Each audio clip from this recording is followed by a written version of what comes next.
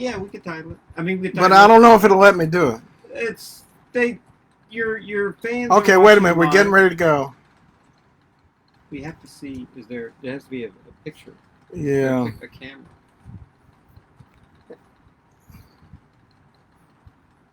Actually, we are. I know. We're live, but we can't. There it is. There it is. There it is. Hello. Hello. We're on. No.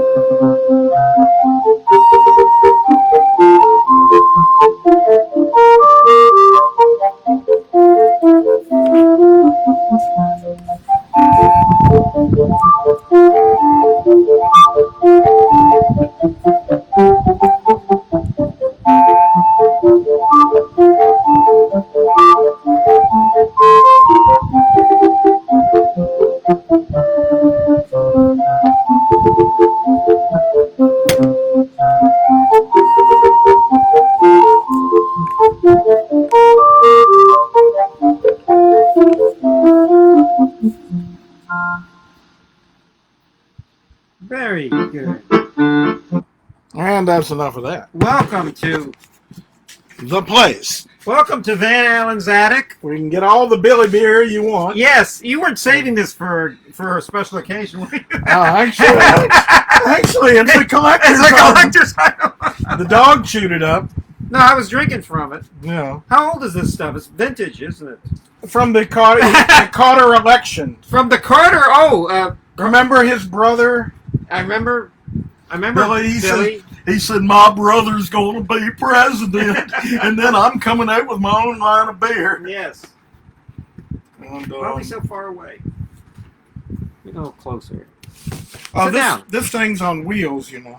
Well, okay. Sit down. Don't put the thing. I don't trust Kevin's directorial, technical direction. Okay. Because by his own admission, he's an affable guy. Don't you always say that? I'm an affable guy. Yes, I say that. Affable guy. You say that. That's what he said. It must be true. But the trouble is... It's like saying I'm not a crook. The trouble is, Kevin says that. No matter what it is, Kevin says, "Oh, it'll be fine. Don't worry about it. It's great. It'll be fine." But Kevin, there's a tornado approaching 50 feet from the house. Oh, don't worry about it. Look how it worked out for Dorothy. Look on the bright side. She made new friends. Yes. There's an earthquake. Lava's coming in the front door. See, the reason why I moved it is you're cut off. So well, no, we'll fix it. We'll see. Okay. We're keeping our distance. Fine. Yeah. Good. I don't know. See, you're affable. That's a nice beverage you have. But he's not. He's affable, but he's not accurate. There you go. There you go. You look great. Okay, so. Yes. Welcome to the attic. Yes, keep talking. I'm still plugging things together here. I made this joke on another show. What's the plug? I give up. Where? Let me say, I went to NASCAR last week, and I said, "What are you going to do with that flag when you're finished with it?" And so they said, "You want it?" I said, "So I made a shirt out of it. How about that?" Believe it. And Barney Oldfield scores another touchdown. Yes. Who was Barney Oldfield? Did you grow up with the older generation making jokes about Barney Oldfield like your dad? Barney, of course. He was an old race car driver from way back, and I guess he made movies. But you know, the guys at U-Crops where I worked, talking about a car going fast, they say, "Yeah, Barney Oldfield." Oh yeah, Barney Oldfield. I don't know who Barney. Barney. And then there was Barney Google. Oh, I remember. But in our generation, we had Barney Rubble, and Barney the dinosaur. Barney. Oh yeah, that was my time. Barney the dinosaur. That guy. And if you believe that guy was kind of.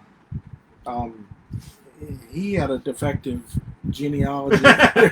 Hey, talk like Deputy Dog. He's a big purple Tyrannosaurus with no teeth. Yes. And they always pull the teeth. Some women used to get together, the non-violent league, Yeah. Oh, we can't show teeth on cartoon characters. And they took out Tony the Tiger's teeth. You remember those? Yeah. Tony the Tiger's, he's saying, Kellogg's Sugar Frosted Flakes are great. I remember. Great with no That teeth. deep voice, yeah. But no teeth. No I teeth. hated it.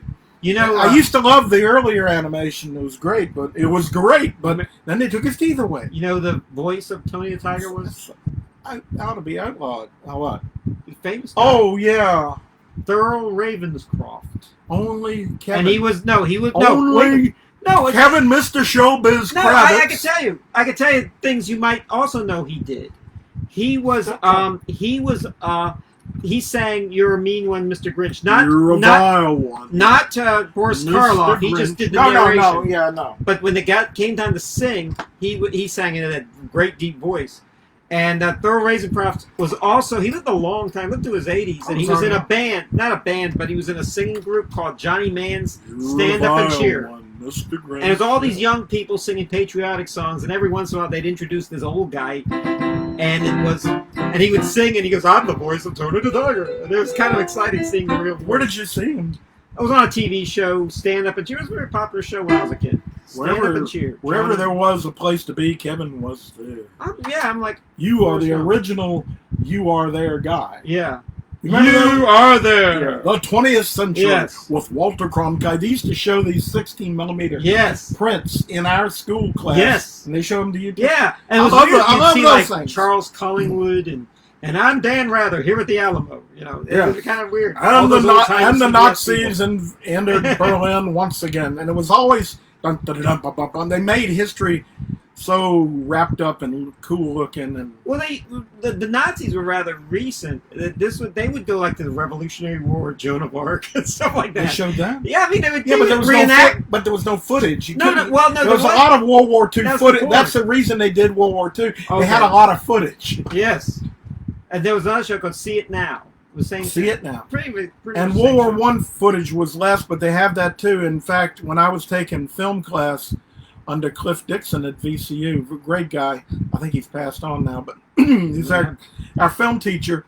He said, "Look, the government makes a lot of this film free of copyright for you to use. Mm-hmm. You can go to the government, wherever it was, the archives, and get prints made of all this World War I footage and all this stuff." And he says, "Use it. Go make a film." Yes. And I never got around to it, but I wanted to. Ed Wood made, I think, was it Glenn and Glenda or something, but a lot of that footage, a lot of that stock footage, and would film around it. Well, all those cheap movies, they did a lot of that. Yeah.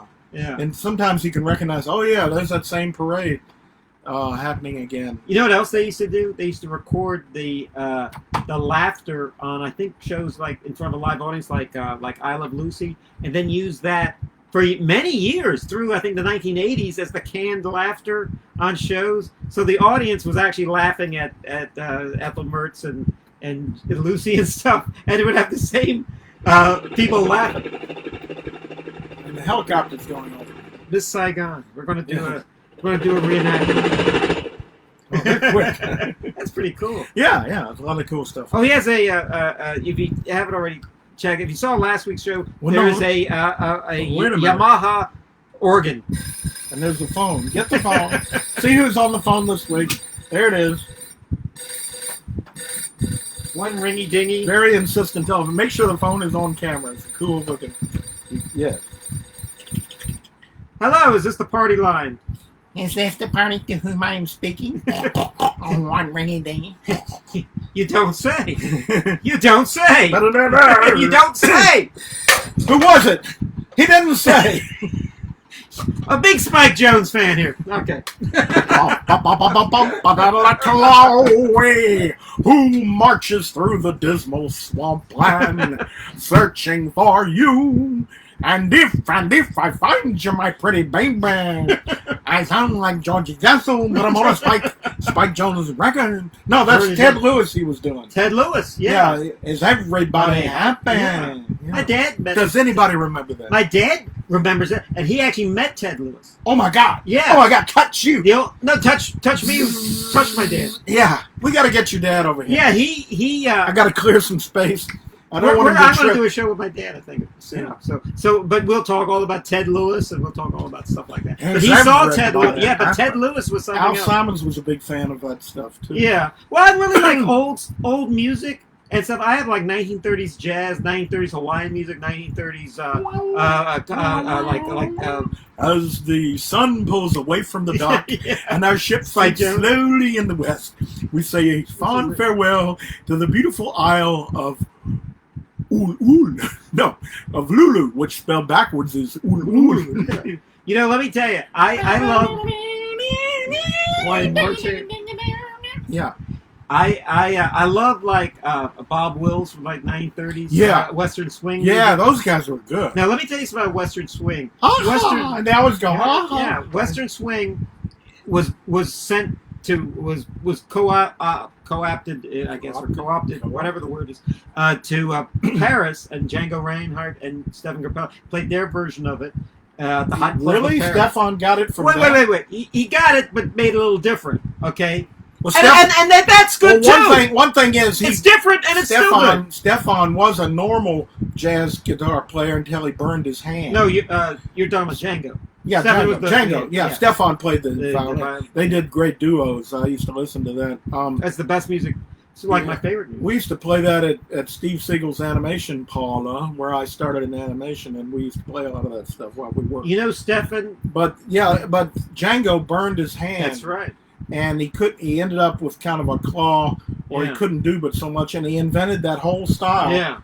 To go with his hand, it's the best. It created a whole thing, and it's basically their version. And everybody copies him. No, they go out and try to burn their hand. No, and they kind of took it from the Western swing, which was a sort of a big band jazz like with country music, when the popular jazz music in the big cities like Chicago, New York, Kansas City, Count Basie and Glenn Miller and Benny Goodman stuff, but then Bob Wills and stuff.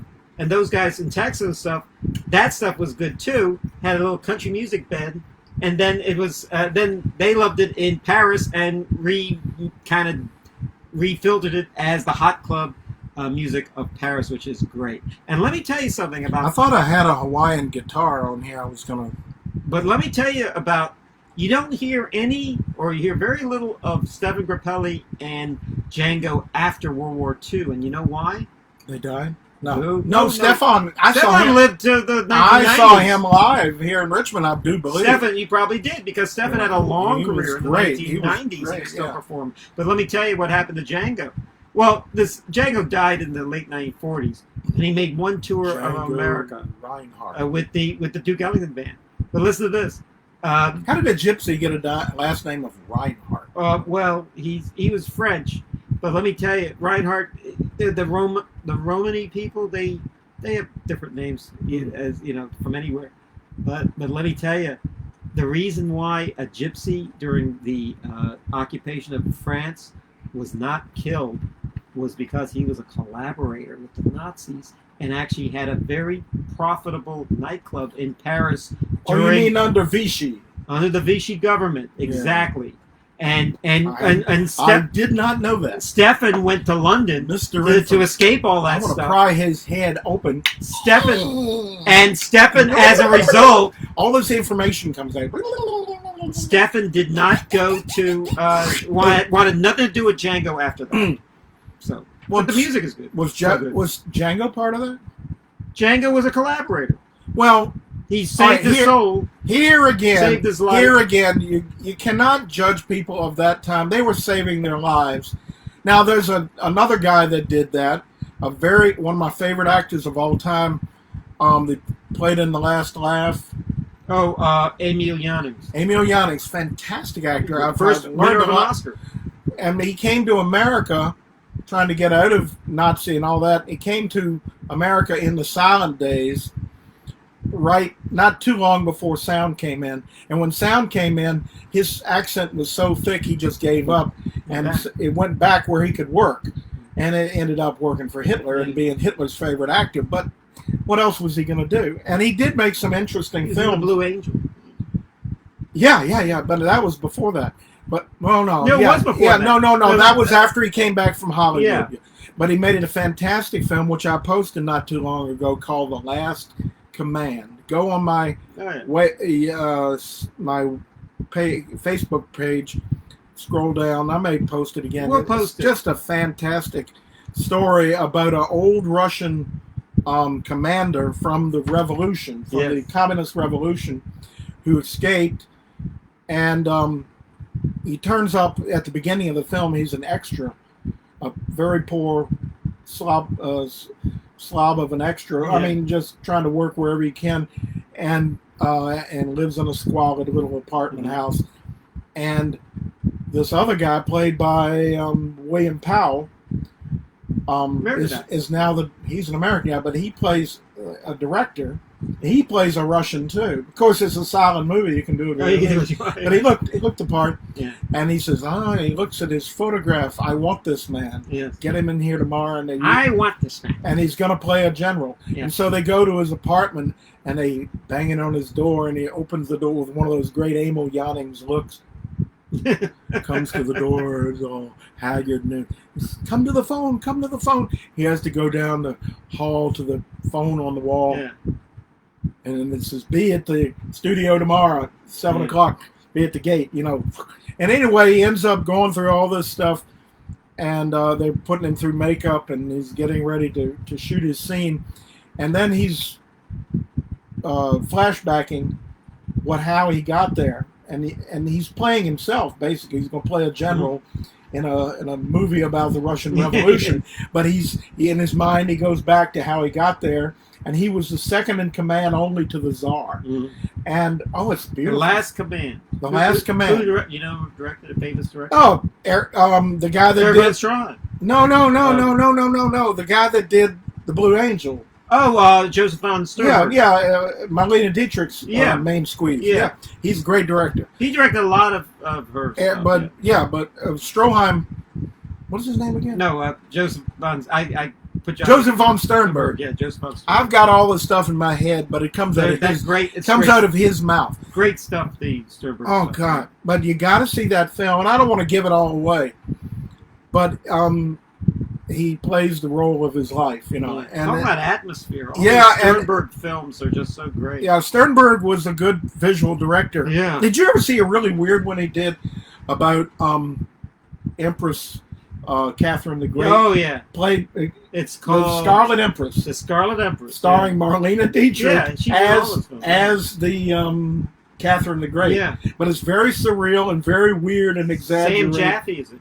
Sam Jaffe plays the... plays the weird guy she has to marry. Yeah, the guy, the mentally defective czar to be, or the son of the czar, and he's from Ben Casey. Yeah, and he's like, and then they have the icons. Talk about iconic. I hate the way they use the word iconic, but this film is really iconic because it has these, the European Russian icons on the wall, but it's done in a, I wouldn't call it Art Deco iconography, but it's exaggerated set design, and they're like looming over the actors. It's so great. And the whole thing is very serious. And she rides a horse through the palace. Yeah. And and these secret doors, secret passages.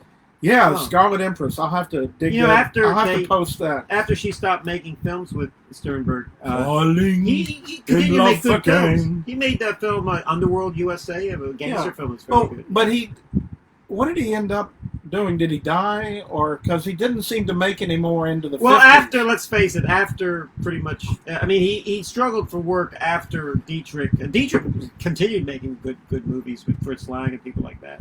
Westerns like Rancho Notorious and stuff. Well, even Fritz Lang slowed down. Fritz Lang did a lot of interesting things in America. Yeah. But why didn't von Sternberg? Well, I think after basically people hired him because he could get Dietrich, and that's what they really wanted. No, but he was a good director. He was a good director. You watched. He made good stuff. You watched the same Jannings film, The Last Command. Yeah. Do you see a lot of foreign films? You like foreign films? Yeah. Who are your favorite? Well, I studied them in college. Yeah, I love and foreign before films. That, and they're harder to get nowadays. There used to be a lot on TV. You could see on PBS. Oh, well, I studied Jules and Jim. Jules and Jim. That was a French film. Yeah, that's a good one. Jean Moreau. Your friend Oscar Werner was in that movie. He was in German. I studied a lot of the German films and the Russian. Ray Bradbury made Eisenstein. Eisenstein. Yeah. Bradbury did what? Truffaut directed Fahrenheit 451, and Oscar Werner, who was in Jules and Jim, was in that. Yeah. The same guy. I need to go back and see that, but I remember Bernard Herrmann at the school. There was an amazing stunt with some cars jumping across between a gap and a bridge or something. Yeah, and that's how they died. And then what's his name? The guy that did it. You like Truffaut? The Discreet. Oh yeah, I like Truffaut. Yeah, well. Yeah. He did one film about the making of film, which was was very impressive. Oh, Day for Night. Day for Night. Yeah, that's a really good film. Yeah. I got his book right here. Jacqueline Bisset is in that. I got his book with his interviews with Hitch. I think it's downstairs. I see movies. We'll have to do a show from the library. Let me tell you something. I see movies. There are certain film directors from porn porn. I like the porn. Porn film directors. Foreign porn. Roman Polanski. Yeah, I'm gonna give me some of that foreign porn. Good stuff. I know it. Louis Malle was making films for a long time in America and in Europe. Louis Malle. Yeah, Louis made Malle. one in Richmond. My Dinner with Andre. That was made here? Yeah, at the Jefferson Hotel. I'll be there. Go. Yeah. Everybody knows that. I didn't know that. And I knew they patterned the staircase for Gone with the Wind. There was a big story growing up that they designed it. I think they did send a sketch artist or took photographs. But you know what's weird about the Jefferson Hotel and My Dinner with Andre? It was under renovations. It was closed for many years. Well, that's how they got to shoot in it. And part of the budget. Looks like you're in New York. Part of the budget helped the renovation of while they were they were hammering nails and everything while they were between takes. Well, get that place back. You got to find ways to finance films. Yeah. Another thing is, let's say you're in a film and you put a Chevrolet in there. You can get money from Chevrolet manufacturers. Yes. Hand me that Chevrolet while we're talking. But be careful. You know, the James Bond movies actually have it to the highest bidder. Now this what is car he's going to drive. 1948 Chevrolet. Yeah. And I love this thing. I collect these things. Yeah, it's a nice. These are like something the Beach Boys would drive. Die-cast cars. Yeah. And it makes me think of a certain genre of film that I love, which I call the Woody film. Yeah. And a lot of times it's a science fiction film. Yeah. And it'll be like the Attack of the Monolith Monsters. You ever seen the Attack of the Monolith Monsters? No, I'm too busy watching the films of Jean-Pierre. Well, there's these giant rocks. These giant rocks that come out of nowhere, out on the desert. These guys are driving around. Oh, Marge, would you like to get in the car and go out on the desert with me to look at rocks? Oh, gee, I don't know, George. What would people say? Okay, let's go. And they go out in the Mojave somewhere, and there's these weird rocks around. Gee, they're looking kind of strange. And then giant rocks are coming. Oh no, he's gonna scratch my Woody station wagon. Get in the car quick. And you can't let it scratch a Woody. No. But a lot of these old movies, especially in the 50s when they were making them, you see these Woody cars. Yeah. And there's usually when you're out in the desert or in a country setting and there's an anthropologist involved or some kind of scientist, you'll be driving a Woody. Yeah. And that's a Woody type movie. Some guy with a white. Yeah. Some guy who looks like a contestant on Jeopardy. It's a shame Woody Allen never made a Woody movie. But, but then again, he did. Just set it over there. This is the Woody. This is the Woody. Yeah. Come on. Give me a break. I can't drive this. I can't drive my car. Now, where would I park it? Where would I park it? In New York? You ever tried to find a parking space in New York? Okay. I met Woody Allen. You did? Twice. Yeah. I mean, he's very easy to meet. You go to his play the clarinet. The first time I saw him, he was playing the clarinet, and I actually wrote about it. I played the clarinet. I always wanted to get they play Dixieland Jazz. Second time, I went to another thing, see Mort Saul, the comedian, and he was in the audience. And I said to my friend, I'm going to say hi to Woody, and Woody walked by, and I just shook his hand. He's very nice. Yeah, his career is pretty much over now, though. Sadly. Oh, he's made a lot of movies. He still makes. He's made 2 movies that hasn't even been released yet because no one wants to release it.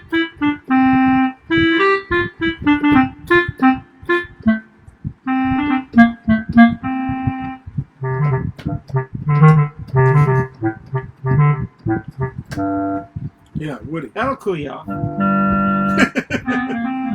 Yeah, do your organ all in the stop of clarinet. Yeah. Oh, wow.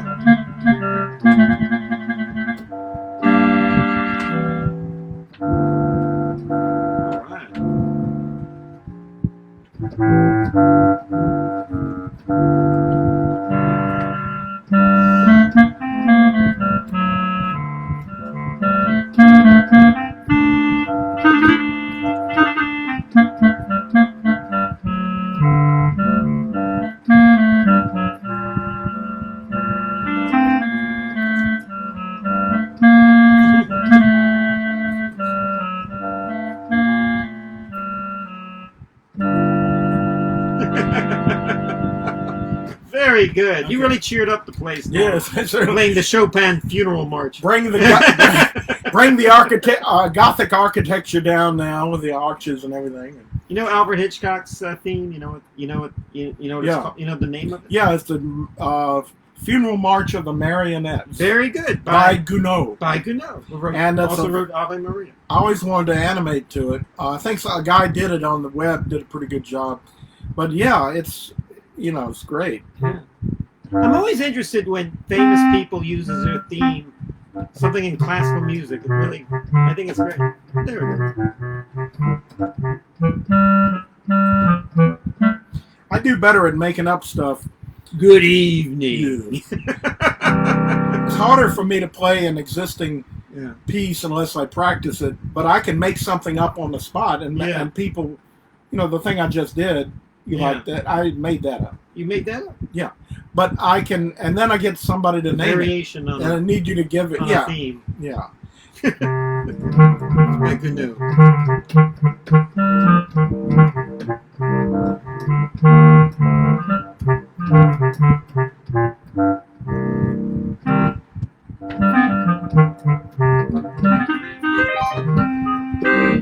There you go. Something. Very so good. As you were saying. As I was saying, that and I love Dick Cavett. His theme was from Dick Cavett's theme. Good evening, it's Dick Cavett here. It was from Leonard Bernstein's. Oh, that's from Candide. Yeah. I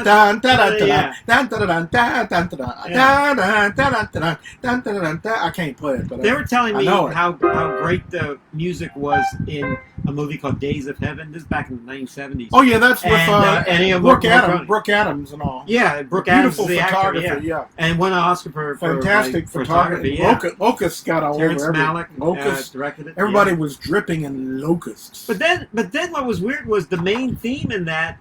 Ennio Morricone, who just died last week. I don't remember the music from it.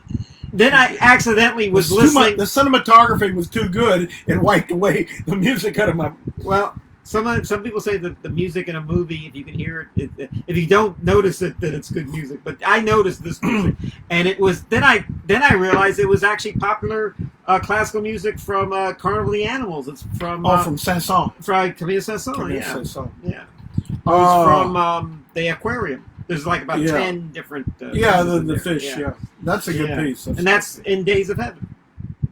Which I didn't realize that. Yes. It was a languid film, one of those big, wide open spaces, languid films, and about a wheat ranch where they were growing wheat. Just one big Victorian mansion out in the middle of nowhere. And what I loved about it too, not only the sunsets and the locusts and Brooke Adams, but those steam tractors they had. I love steam tractors. I met Brooke Adams' husband. Oh, really? Yeah, he's a famous actor, Tony Shalhoub. Shalhoub? And he's in the show Monk. It's hard to be famous. And he's you'd know him if you saw him. He was in the film or the TV show Monk? The TV show Monk. He played Monk. Oh, that guy. Yeah. Oh, he's good. He's married to Brooke Adams. But that's his name, Shalhoub. He's Arab, Lebanese. He's yeah, a very nice guy. I know. And I saw a play he was in, and I met him after the show. He's like very a year good. ago. But he's also on Wings, and he's a great. He wins the Tony every year. This guy, he's such a great actor. He's on Wings. The TV show Wings. Oh, the one with Tim Daly. Yeah, but he was in that. Yeah, he was on there. Yeah. You know the music. He tends to play early on in the Coen Brothers movies and TV shows. He played a lot of ethnic parts. The sitcom, but the Little Airport. Yeah, not the But you know the music from that. What comes from Schubert? Oh, okay. Didn't know that. The opening music where they're flying, the thing is flying, Yeah. and beautiful. That's Franz Schubert. Oh, sure. One of his great composer. I don't know if it was from a symphony or a sonata or something, but it's beautiful. Yes. Yeah, I can't remember it, but it's good. What happens is that was a great little show that lasted for a little while, and then went away. Steven Weber and Tony Shalhoub. The girl. What about Chriselle Bernard? Kind of cute little southern Spitfire kind of girl. Yeah, and Yeah. But I've forgotten that Shalhoub was on there. Yeah.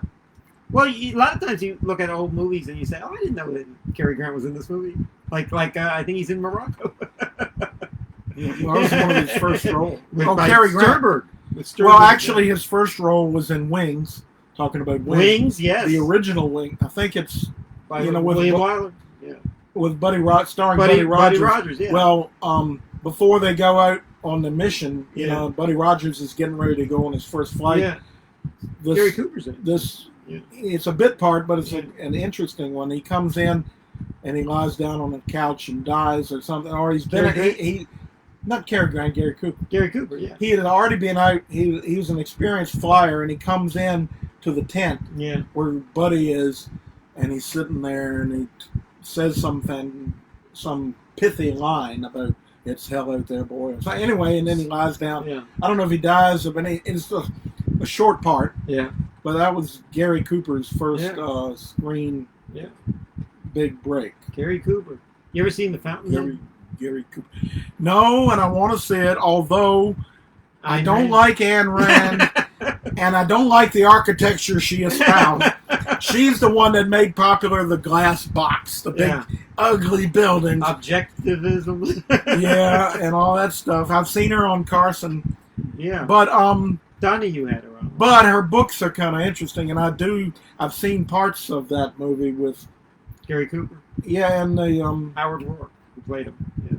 But the woman, Patricia Neal. Patricia Neal. Yeah, let me tell you about Patricia Neal. Let me tell you about. I really like the movie, the Fountainhead, and I just love all those people. Like everyone just makes the speech. It's almost like Shakespeare. But that's how we got. Yeah, and just, that's how. Listen, soapbox. The whole movie should have been filmed on a soapbox. That's how we got the world. That's how we got the big glass box paved over, overly gas stationed, pushing nature to the edge. Nature doesn't exist anymore, and you're trying to get from Route 60 to 360. You just want to go from there to there. Go south, and you get totally lost because they built all these developments and Foxycroft and Big Barn.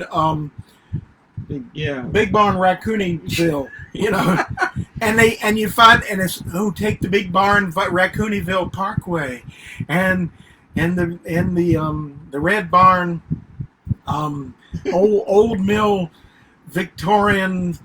The stream of the old mill. Thelmage, and it's a parkway, and it's a big wide road, and you're going down there, and they've just carved up the woods, and suddenly you come to a big entrance, Foxyburg, you know, and it's another housing development, and somewhere over there is a lake.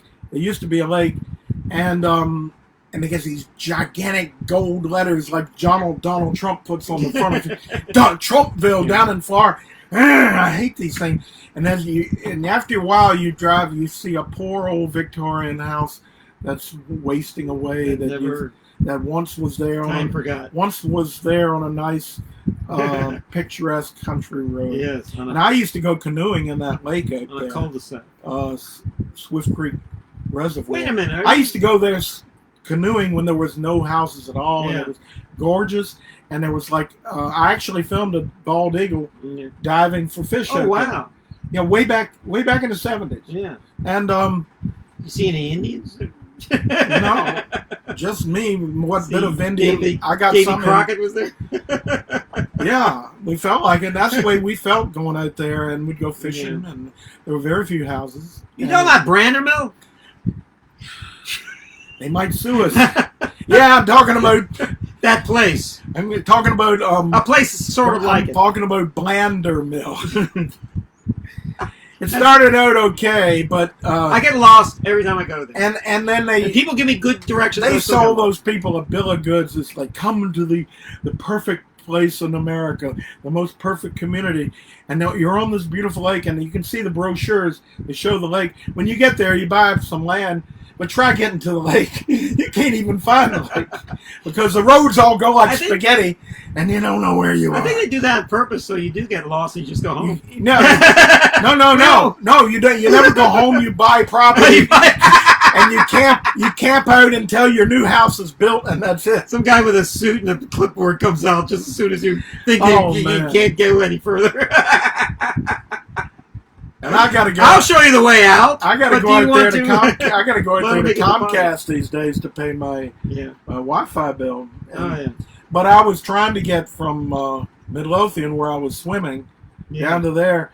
And after all these years, you think I could find my way by dead reckoning. But every time I go, they've done new stuff, and there's new apartments, and it's like a corn maze. And they got all these cute names like Corn Maze Boulevard, or get the hell out of here. The old Pump by the Barn Repository, or something. And you never find, there's nothing left of nature or nothing like that. No Foxy Croft, no cute little foxes. They say the creek, Foxy Creek. Where? There's a red squirrel over there. We call it. Yeah, they dumped red paint on it. Yeah. It's like all the marketing and all the sell. Yeah. Is killing America. And that's what's the good thing about the COVID virus. It's slowing everybody down to make us rethink our lives, hopefully. You know that the pollution is going away in a lot of places. I know it. We actually see what the skyline of a lot of major cities look like. By the way, folks, there is a comet that's going to be visible, they say, out tonight in the northwest from Richmond, about an hour after sundown, and it's called Robert Wise comet. Neo-Wise? No, it's Neo-Wise comet. I thought it was Neo from the Matrix. When I first heard it, I thought it was Robert Wise comet, and I said, "You bastard! Why did you cut up Magnificent Amberson, Orson Welles' masterpiece?" And I gotta control myself. But he did give us the sequel. No, to the Cat People. Once again, I dearly love Robert Wise. He was a great director. Did you meet him? Yeah, that's when I met him, when I told him, "You bastard!" Oh, you did speak it. I didn't. I wasn't that bad, but I did kind of take him to task. Poor Robert Wise, he was getting up. Finally, it was like probably his first chance to talk to fans, because he didn't have those conventions before that. And he wanted to talk about the day the Earth stood still. Yeah, because it was a science fiction fantasy. Sound of Music. It was a sci-fi convention. Oh, the sci-fi convention. Yeah, I met Scotty. Scotty was there. Tarzan.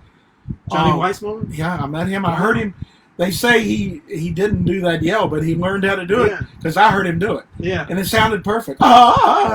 He didn't do it as well as Carol Burnett did. Yeah. Well, they say they combined I know. a lion and a hyena. They did it with tape, I used to be able to. When I was a kid, I could do it. But Johnny Weissmuller, Weissmuller.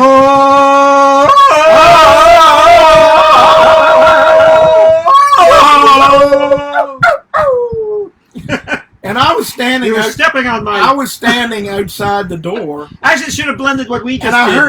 heard, I heard that noise. Yeah. And I was standing out there talking about it. Somebody said, "What was that?" And they said, "Oh, that was Johnny Weissmuller." And I looked around the door. Yeah, there was Johnny Weissmuller. You know, sadly, I heard about Johnny Weissmuller. Why is everything sadly? You got to die sometime. But he had Alzheimer's disease, and near the end, he was doing that call a lot. I heard in the old folks. And he did it backwards. I heard. Probably did, yeah. He was a great.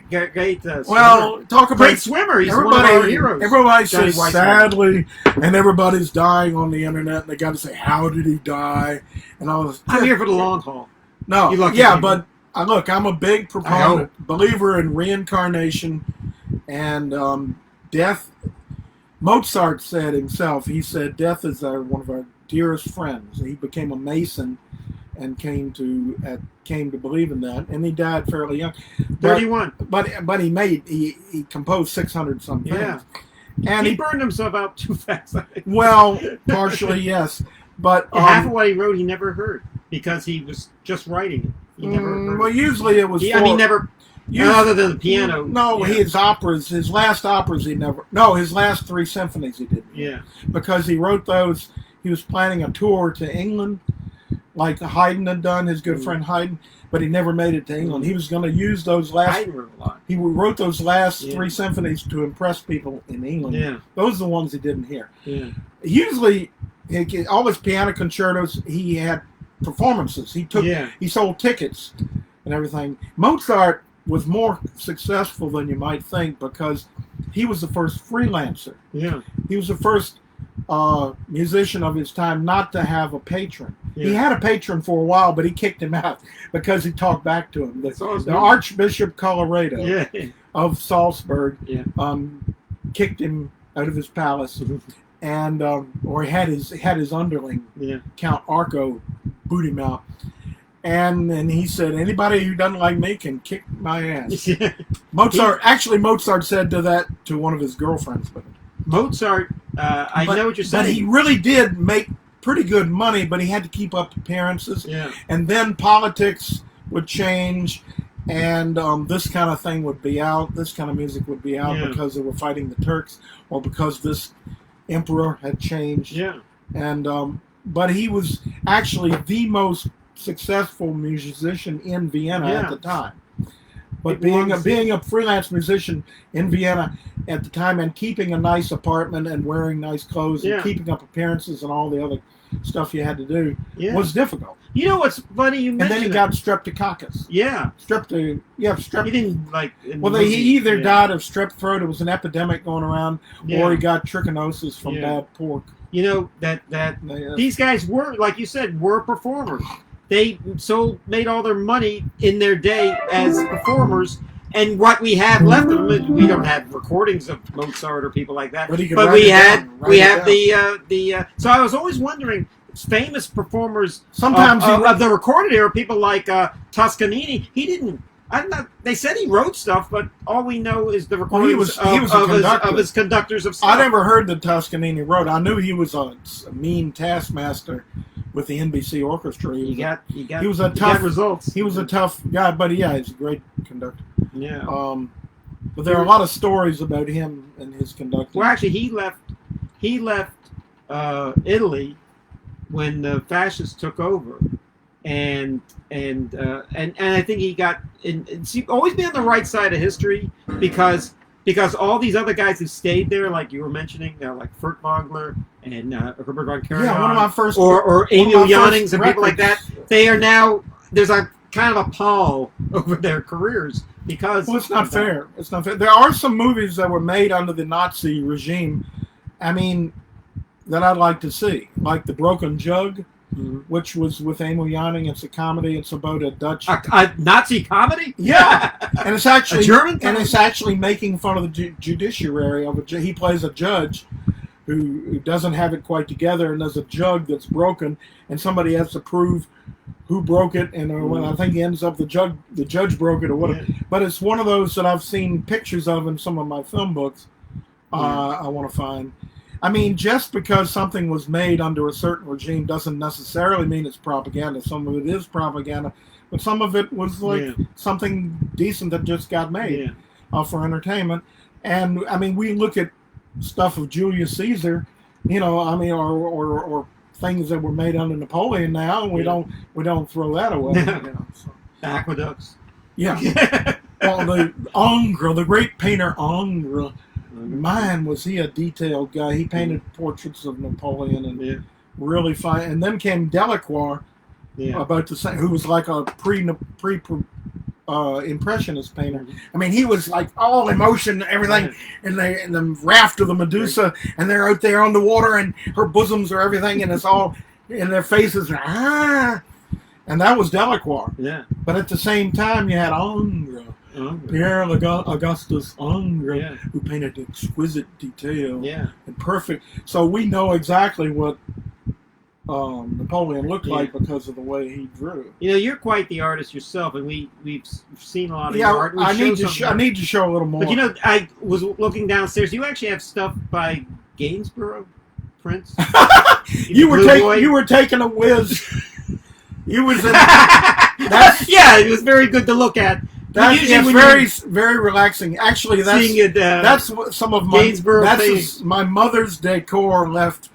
See, I took over the house, and I don't change a whole lot. I did redo the whole living room to be. The Wiz is a good play. I've seen that. But I do have a blue boy.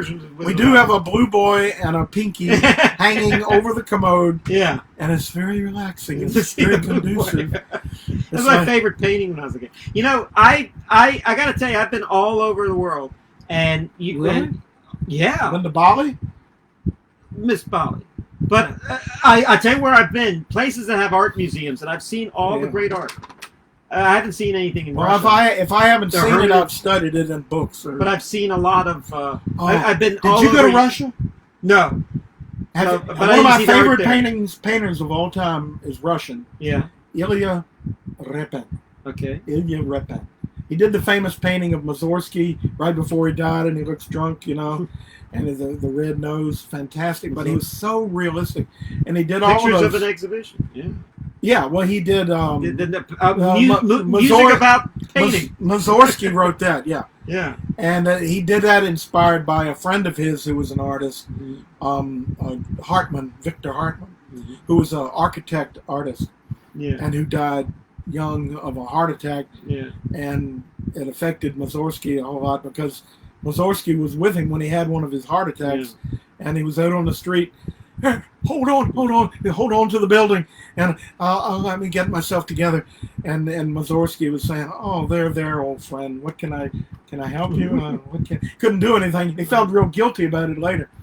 So after he died, about a year after he died, Stasov, their friend, the music critic and the promoter of the group of those musicians, formed a picture show, an exhibition of Hartmann's work. Yes. And Mussorgsky went to it and got all inspired. Yeah. His music is much greater than the artwork, but the artwork's good. He was a good architect. I like his. He did the Great Gate of Kiev. Yeah. Which is one of my favorites.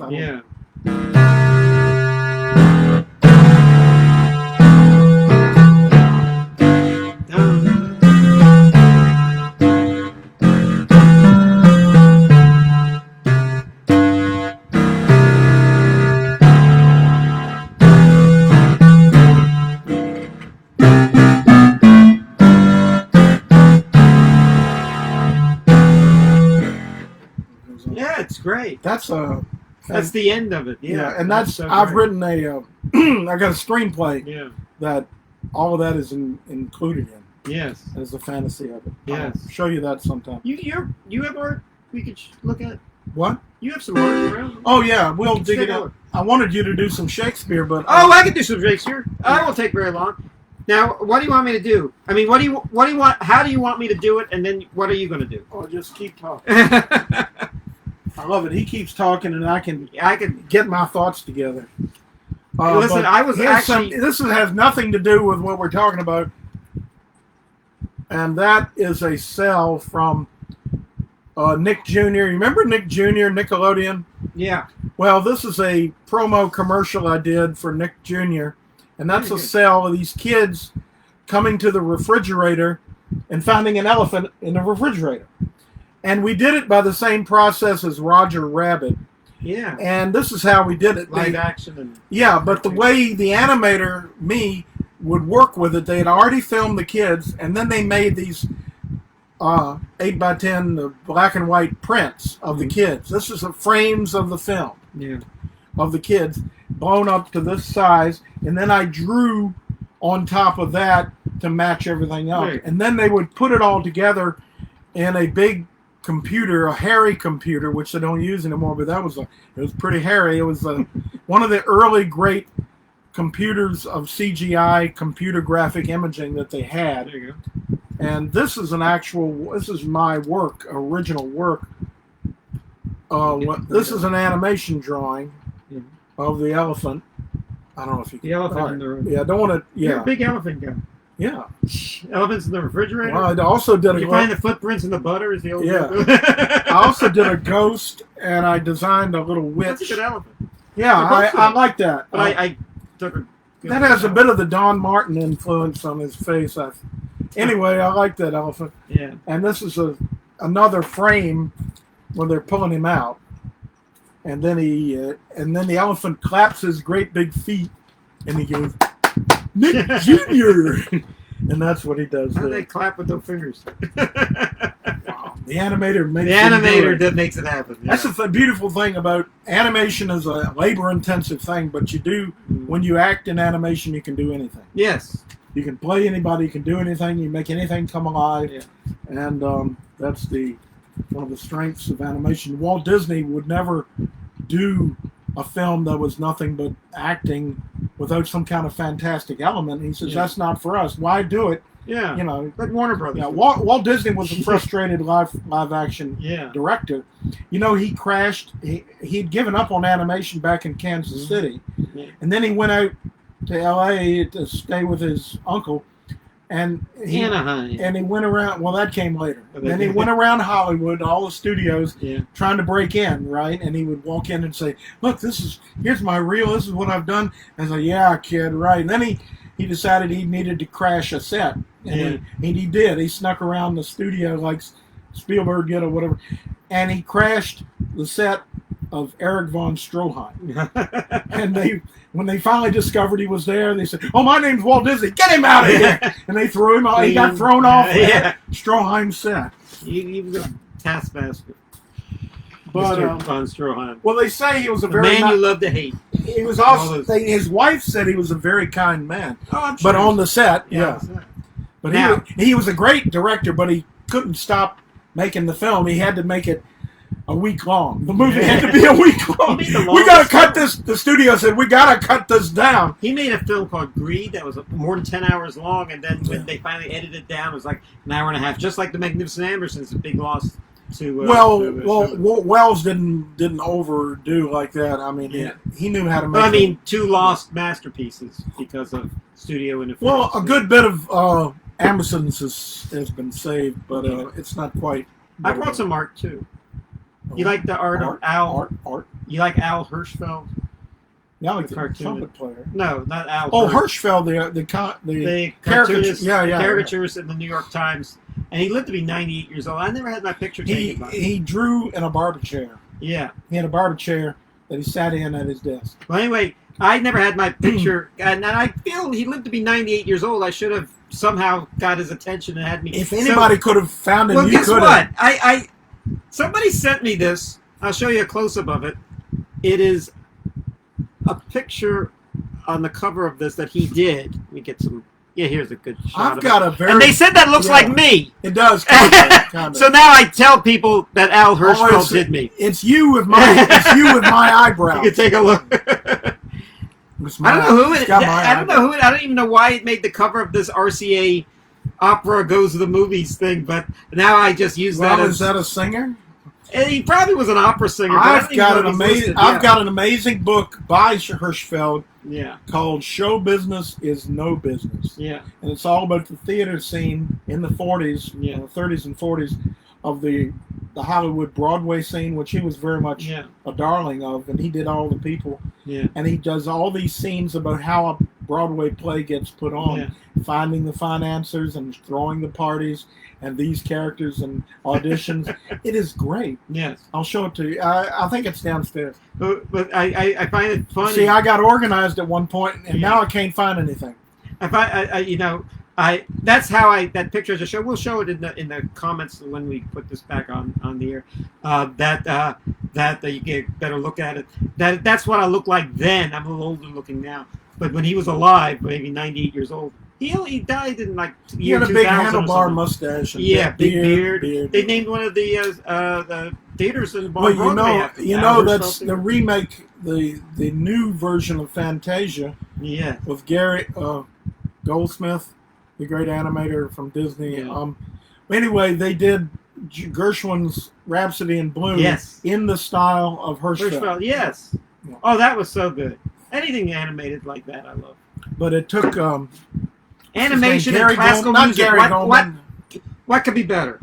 I got the name wrong. Yeah, you want some Shakespeare? In fact, I'll tell you what I'm going to do. It's something everyone's heard. Wait a minute. It ought to be a harpsichord. Okay. Because it's old. I can't see. Strings. This is... Where's the harpsichord? Now, do I just talk and you underscore it, or do I try to match the music while you're talking?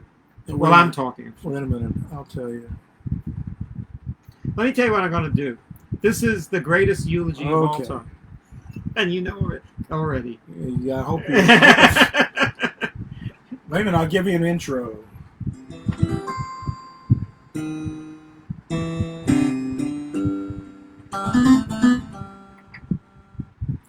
Friends, Romans, countrymen, lend me your ears. I come to bury Caesar, not to praise him. The evil that men do lives after them. The good is often turned with their bones. So let it be with Caesar. The noble Brutus hath told you Caesar was ambitious. If it were so, it was a grievous fault, and grievously hath Caesar answered it. Here under leave of Brutus and the rest, for Brutus is an honorable man. Serve they all honorable men. Come I speak at Caesar's funeral. He was my friend, faithful and just to me. And Brutus says he's ambitious. And Brutus is an honorable man. He hath brought many captives home to Rome, whose ransoms did the general's coffers fill. Did this in Caesar seem ambitious? When the poor have cried, Caesar hath wept. Ambitious should be made of sterner stuff. Yet Brutus says he was ambitious. And Brutus is an honorable man. You all did see that on the Lupercal. I thrice presented him with a kingly crown, which he did thrice refuse. Was this ambitious? Yet Brutus says he was ambitious. And sure, he is an honorable man. I speak not to disprove what Brutus spoke, but here I am to speak. What do I know? You did love him once, not without cause. What cause withholds you then to mourn of him? O judgment tower, fled to brutish peace, and men have lost their reason. Bear with me. My heart is in the coffin there with Caesar. I must pause till it come back to me. Performed by a righteous and honorable man, my good friend Keith Van Al. Roman salute. Ow! Ooh, that hurts. They hurt. Yeah. You got to have a toga to protect your head. Yes. Okay, that was pretty good. I like that. You did great. I tried to match almost as good as Masterpiece Theater. Yes, almost. more like Jigsaw Piece. Did you see that? I was reading that comment about Gorgeous George's show. Oh, Gorgeous when he went to court. When he went to court, and the judge said was less than Masterpiece Theater. Remember, he went to court. Well, I think I probably appeared on that show, and it was better than Masterpiece Theater, and the judge didn't know what he was talking about. Let me tell you something. Happy birthday, George. It is Happy Birthday George time. That's why I'm bringing this up. And I thank George for standing up for sons and daughters of the Confederacy and Yankee soldiers, which my people are, and which one? Denouncing all these anarchists that tore down our statues, which wasn't right. And that's another... well, vandalism is never right. No, but it's our culture. Anyway, that's a lecture for another time. And that has nothing to do... You should make a speech like Mark Antony did. Yeah. It needs to be well written. But George stood up on this show, on your show, and really denounced that. Yes. Which was... it's always had nothing to do with what happened in Minneapolis. And well, that was George Floyd, he's getting the justice is being served. They're even suing the city of Minneapolis, the family, which is good. I think it's a good idea. All this stuff in our country. Everything has changed. Yeah, but it wasn't right. I mean, we were on the way maybe of getting some socialized medicine. Maybe getting Bernie Sanders in the White House. Oh, wouldn't it have been great? And then this guy, this stupid cop, not only does this terrible thing to George Floyd, I could kill that cop for setting this stupid country aflame, and all the anarchist types that want to burn down everything had nothing to do with all that. When we need to be working, and the COVID virus, we need to be working on retooling our country and making things work. And one thing we need is socialized medicine. The other thing is the environment, and a lot of just reorganizing how things work. We're all socialists now, thanks to everyone staying at home and worried about their health. I don't believe everybody. The conservatives will go, oh, socialism. No, we're going down the road of communism. No. I say have strong capitalism and a certain amount of socialism, like in medicine. We really need that, like everybody else in the world, and keep everybody in a livable playing field. You know, what do you call it? Quality of life. Yes. And that's what government should be doing.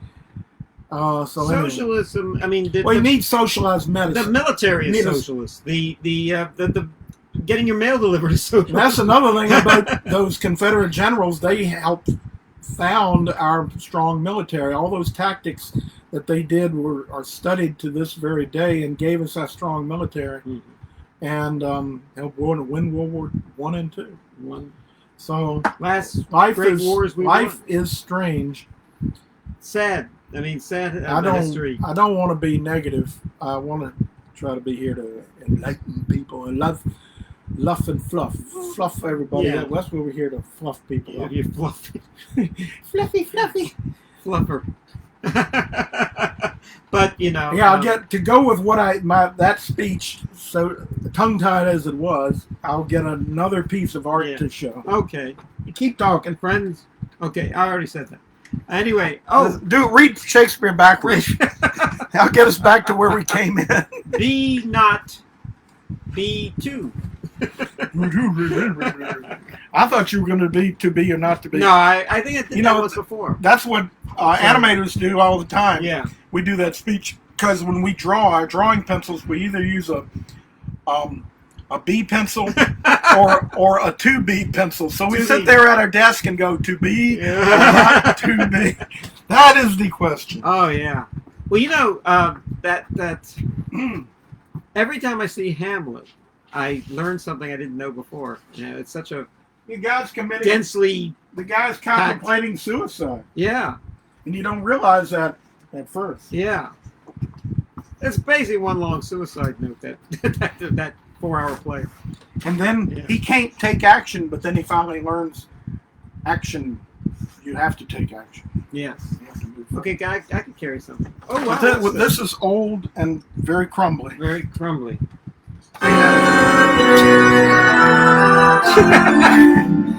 Are you sure? Yes, we're not sure. That's we're getting married. That's one of the automatic features. It's a very modern show. More modern than I thought. This. Okay. Right, talk about North and South. All right. And there's certain people from up north that don't even bother to get to know us or know anything about us, or they've forgotten history. And they think we're a bunch of white supremacists just because we... Very blank. Because we were in the Civil War, and my family was on both sides of the Civil War, and I take equal pride in all of them, and I was raised not to want slavery. I was glad slavery was gone, but I was raised to not only revere Robert E. Lee, but to love Abraham Lincoln and all this stuff, and just kind of love the old landscape and history. And people don't understand that. How I could grow up, we didn't, and it was the skinheads that came along later that started bringing out Nazi things. Well, but they have to screw up everything. But Lee was against slavery and he freed his slaves before the end of the war, 2 or 3 years. And so you anyway, made this poster? my mother's sister, Aunt Virginia, was a real Southern belle. Sometimes we called her a ding-a-ling, but we had a lot of... let's get rid of that picture. Get rid of these things. I can't see. Hate these things.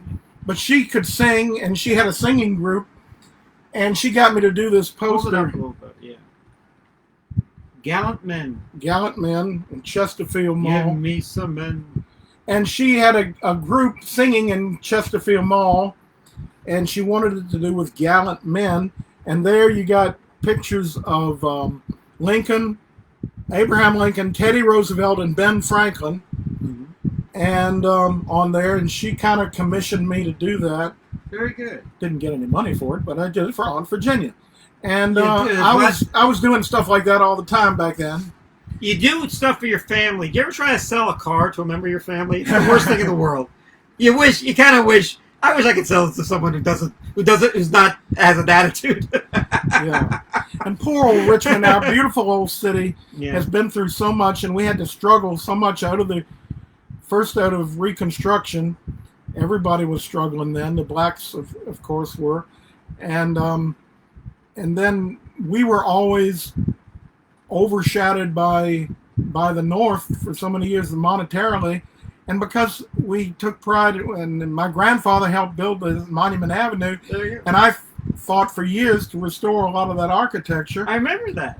And you were at all the it's been a hobby. Architecture. You're like Prince Charles when it comes to architecture. Yeah. Well, my mother, he's great. Yeah, in England. Prince Charles is good about that. He believes that good architecture has a positive effect on the psyche of the people that live among it. That's why I hate Ayn Rand architecture. There's a big glass box. Some of those are okay, but the older a building, the better loved it becomes. Yeah. So what it's got character. People thought a lot of these buildings were hated when they were built, and then they became beloved. You know, the Eiffel Tower was considered an eyesore the first time it was. Well, sometimes, but usually they were pretty well cheered when they were built in the old days. Yeah. I don't know if anybody ever liked City Hall, the new City Hall, the old City Hall, the Victorian. Yeah, I wrote a piece of music about that. My uncle kind of commissioned me to do that in my early composing days, and I wrote a pictorial picture of City Hall. I'm going to get these things recorded, but they're very good. That's an old piece of art of mine, and this is the Bowman body. This is I don't remember the Bowman body. Kind of a goofy. I did. Yeah. No, this is the Bowman body comic strip. We may not be able to. And there, have people look at this that great, but you could see some of the figures there.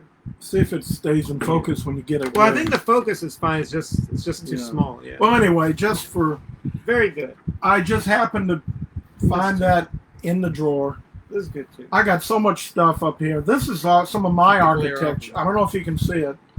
Yeah, that looks good. This is my architecture for the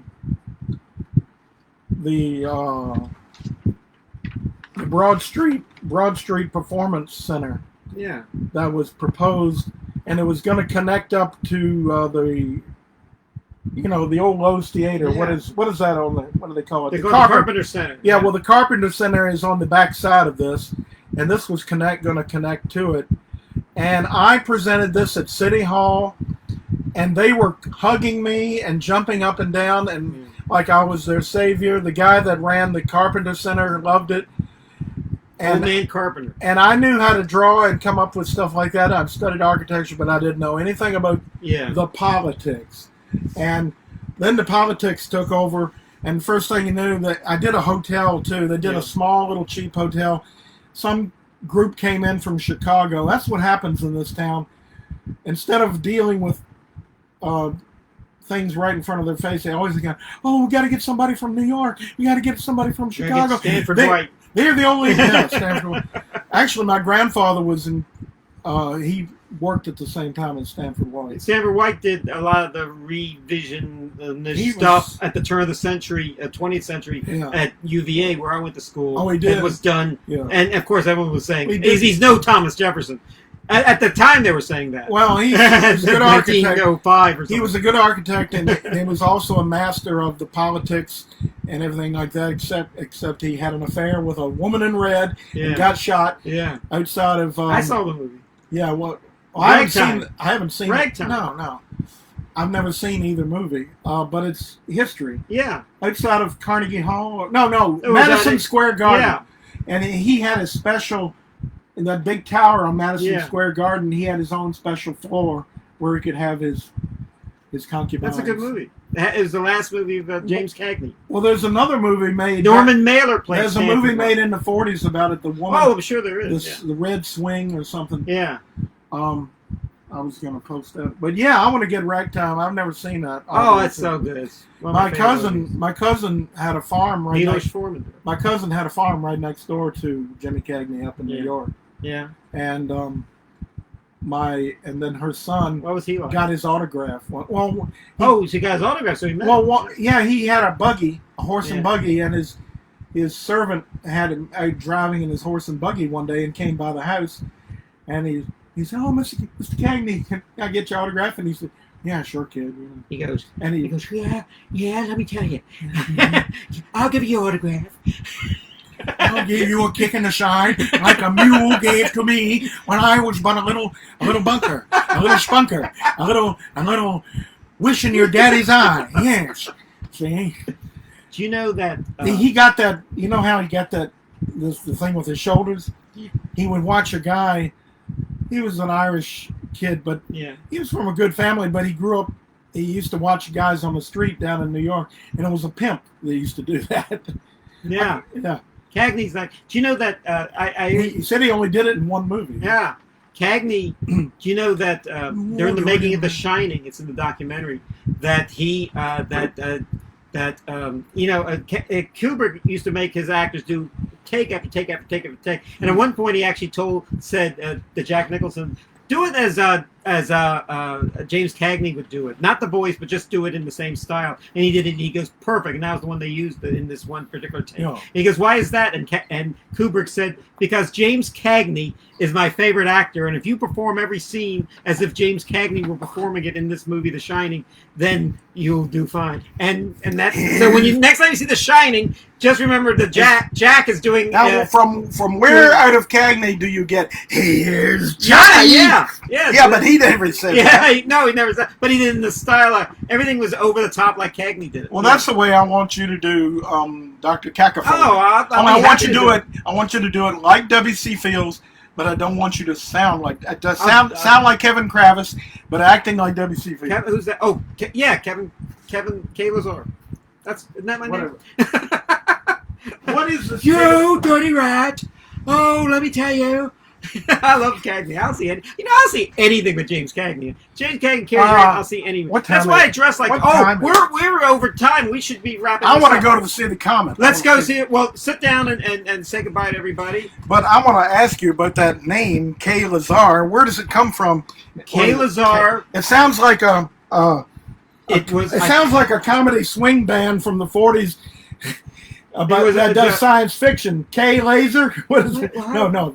Kaye Lazar and his band. I was a DJ, a classical music DJ in college, and there was already, my name's Kevin, and there was already 3 Kevins already, so I'd be Kevin number 4 or something. So I said, can I change my name? Kevin Kravitz is no name to be. I didn't want my first and last name, so it's I not thought Duty. It's not Duty Kravitz. So yeah, that was a good movie. Canadian movie. It is. So, but I said, can I change my name altogether? And they said, Kaye Lazar is great. Now, when I went to Ireland and became a DJ, I had to change my name. Did you put on an accent? No, my American accent got me on a country music station. and let me tell you something. That's something to put on a resume. So, but they said that the name Kravitz that he mentioned earlier was a little too Old Testament for Irish audiences. Well, the Irish. So I called myself Colin Irish Morrow. Can be very anti-Jewish. Well, it's best that they were too bad. But at some the same, of them can be. Well, there's always people down the street that I don't like. But anyway, let me tell you, when you're so I changed my name to Colin Morrow, and that was my name. So if you see anything having to do with Kaye Lazar or Colin Morrow, that's a movie star type or of my name. real name, then you know it's all the same guy. That's and believe it or not, I'm not a different guy. That's kind of a Bond kind of a name. Colin Zorro. Did you say Morrow Zorro? Zorro. So actually, where were you? I should have called myself Zorro. That's a good name. That's a cooler name than Zorro. I used to watch Zorro. I love Zorro. Guy Williams. Okay, let me play us out, or give us. Got any more verbiage to say? No, I have nothing left to say. I'm burnt out. This was Van Allen's Attic, Chapter 6. And somehow we'll think of a title. This is my good friend, Keith Van Allen.